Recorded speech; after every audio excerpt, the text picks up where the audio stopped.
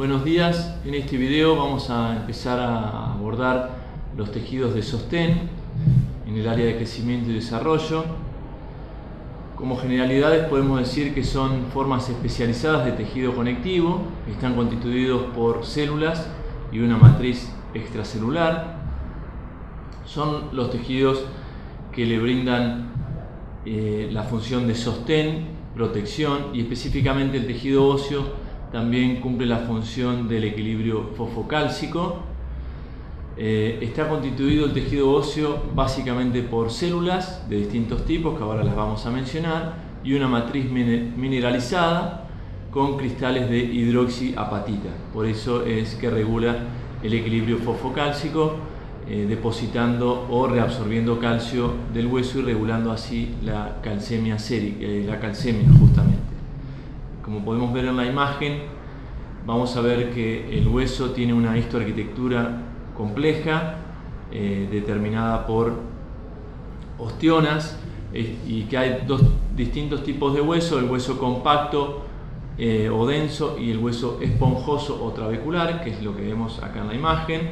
El hueso esponjoso trabecular sería el que está acá cerca de la cavidad, y el hueso compacto el que está en la periferia de los huesos largos.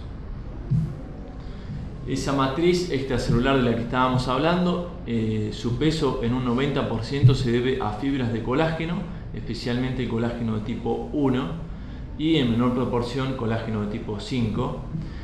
Y las proteínas no colágenas, que son el resto de la matriz, o sea el 10%, son proteoglicanos o glicosaminoglucanos, como el ácido hialurónico, el condroitin sulfato y el queratán sulfato; glucoproteínas, como son la osteocalcina, la osteopontina y la osteonectina; y cialoproteínas, así como factores de crecimiento y demás citoquinas que constituyen la matriz.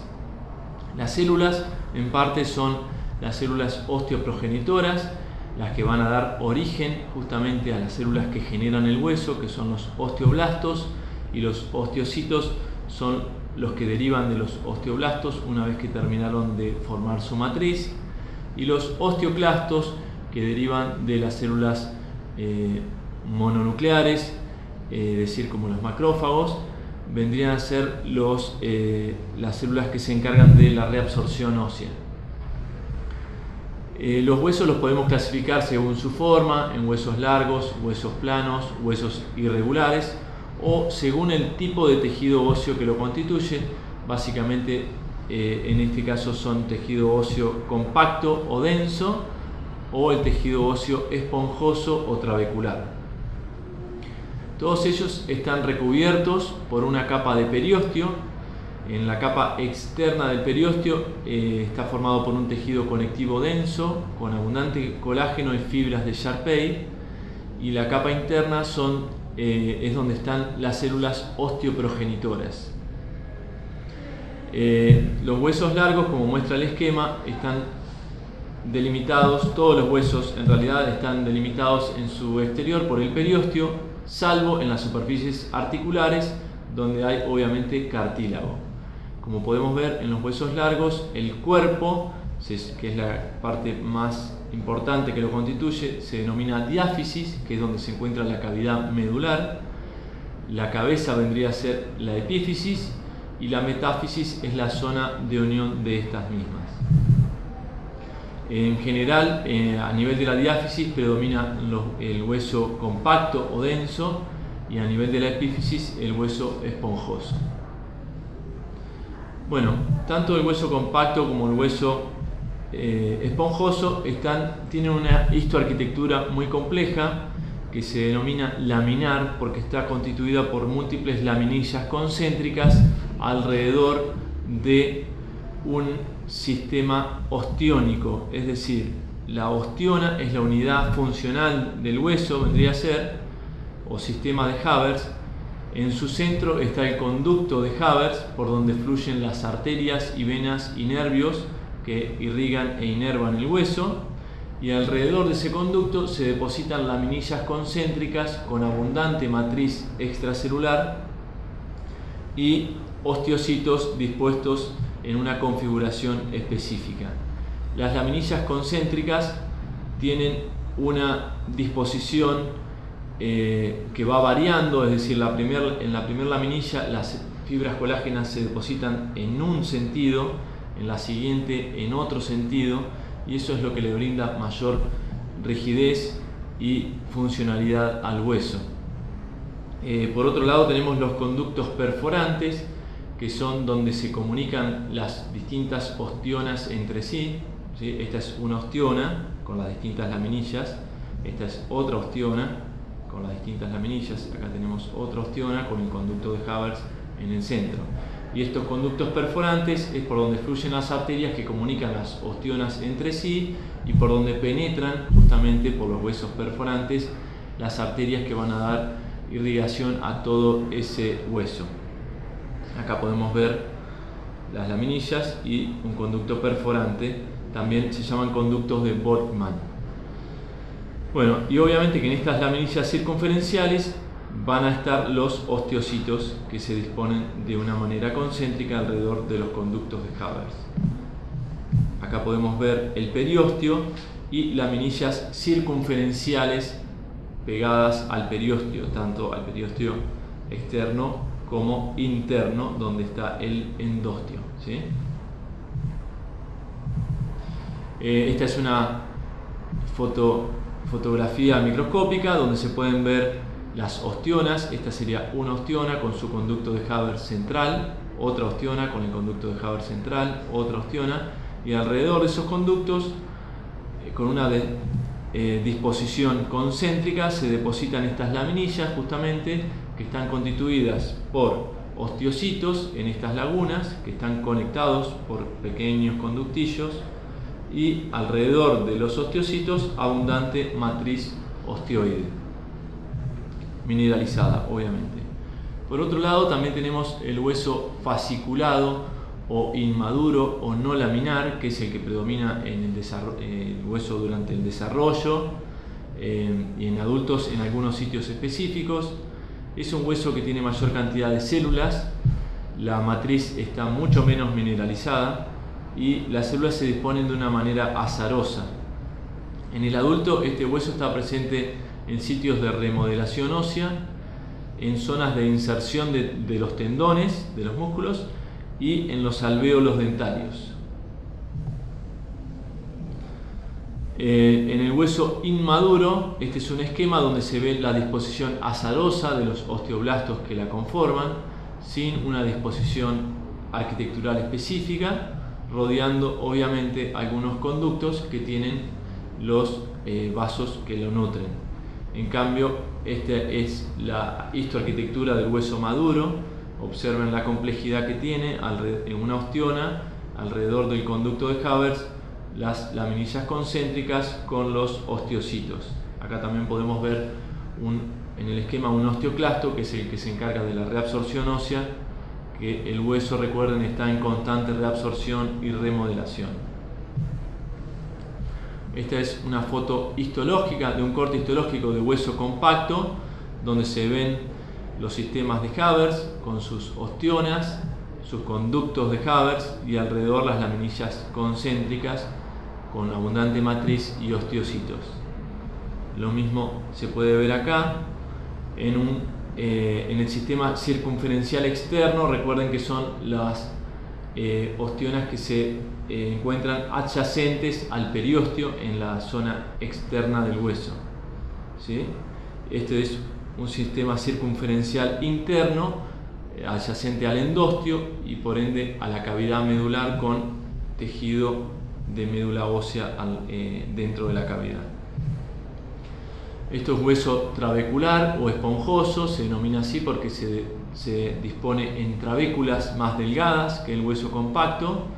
Siguen teniendo la misma estructura en ostionas, pero es más difícil de evidenciar porque son más delgadas las trabéculas. Y entre las trabéculas está el tejido de médula ósea, que puede ser amarilla, como es en este caso, donde solamente está constituido por tejido adiposo, o puede ser médula ósea roja cuando hay elementos hematopoyéticos que la contienen, que son los que forman los elementos de la sangre. Acá vemos una foto a mayor aumento de hueso trabecular, donde se ven las lagunas, donde están los osteocitos, ¿sí? Obviamente que estos están en alguna ostiona, que acá no podemos ver con facilidad. Esto es un foco de cartílago calcificado, osteocitos en la laguna, y el hueso laminar, obviamente, donde se ve la disposición concéntrica de las laminillas. Obviamente que alrededor se encuentran los adipocitos de la médula ósea, en este caso amarilla.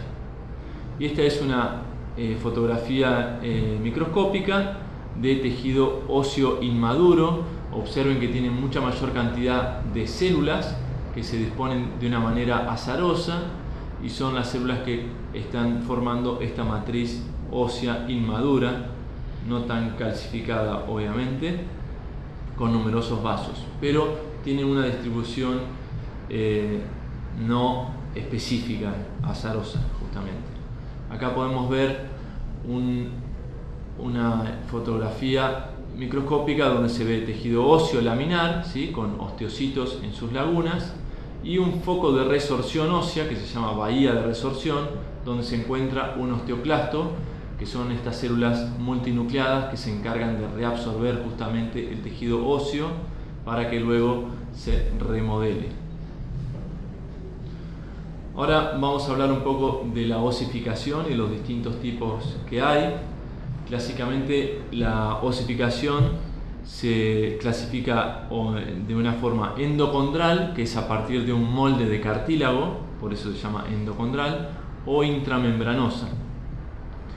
La endocondral es justamente un molde de cartílago que luego se va calcificando y se va reemplazando por tejido óseo, y la intramembranosa generalmente es para el crecimiento superficial, se da por aposición de los osteoblastos y generalmente ocurre en los tejidos blandos. En cambio, la endocondral generalmente ocurre en todos los huesos largos. Las zonas de calcificación endocondral se dividen. Esta sería una fotografía del tejido cartilaginoso, donde vemos una zona de reposo, una zona de proliferación, ¿sí?, que sería acá, de hipertrofia, y luego de calcificación, que es en los lugares donde la matriz empieza a fijar calcio, se empieza justamente a osificar. Esto es el esquema que representa cómo se va haciendo a partir de un molde de tejido cartilaginoso, ¿sí?, en la vida fetal.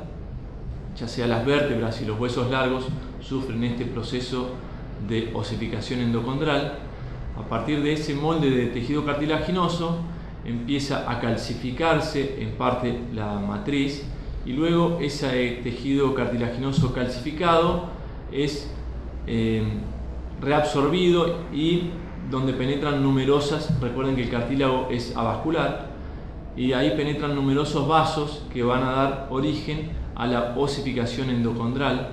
Ocurre en un sitio primario de osificación que sucede en la diáfisis del hueso largo y va en ambos sentidos, proximal y distal, osificando todo ese molde cartilaginoso, y luego ocurre en la epífisis un segundo foco de osificación, donde ese tejido cartilaginoso de la epífisis también es reemplazado justamente por tejido óseo.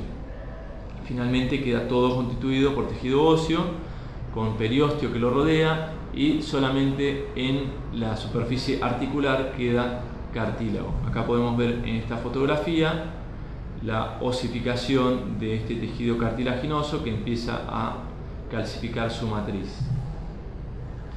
Esta es una fotografía donde se ven hueso laminar calcificado y osteoblastos en la superficie, que son los que van formando justamente esta matriz. Luego de que quedan rodeados de matriz, pasan a tener esta laguna y pasan a llamarse osteocitos, que son menos activos que los osteoblastos.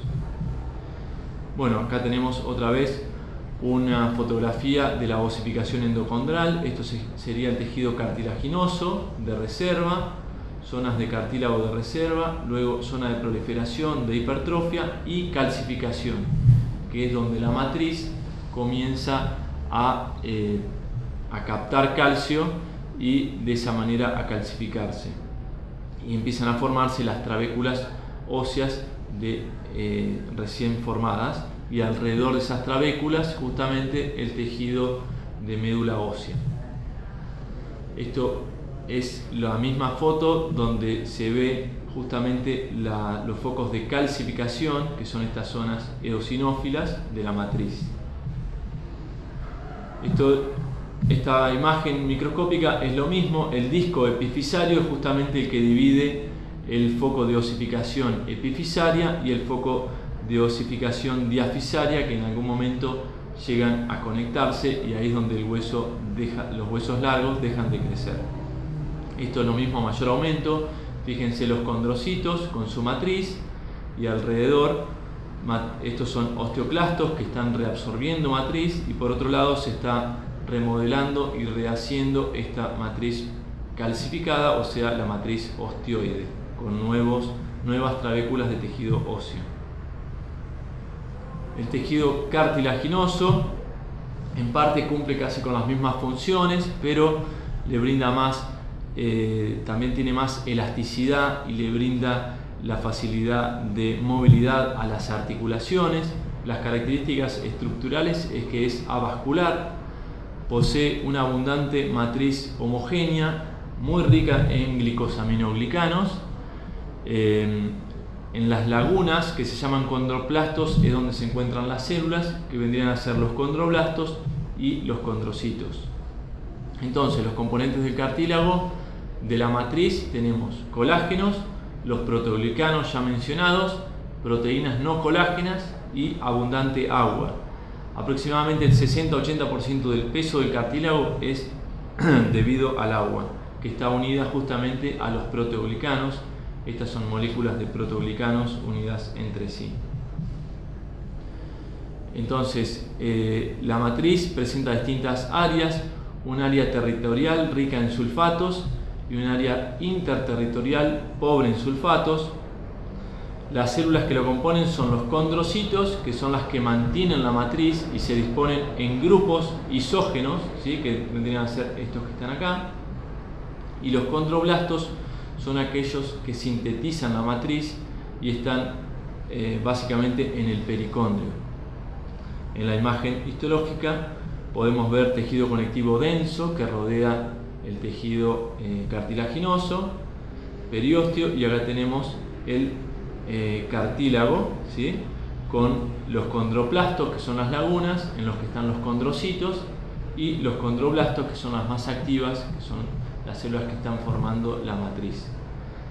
El tejido cartilaginoso se divide en hialino, elástico y fibroso, cumpliendo distintas funciones y se encuentra en distintas localizaciones. Bueno, eso es todo por ahora. Espero que les haya servido. Obviamente que van a tener que complementarlo con la lectura de los libros de histología clásicos. Muchísimas gracias.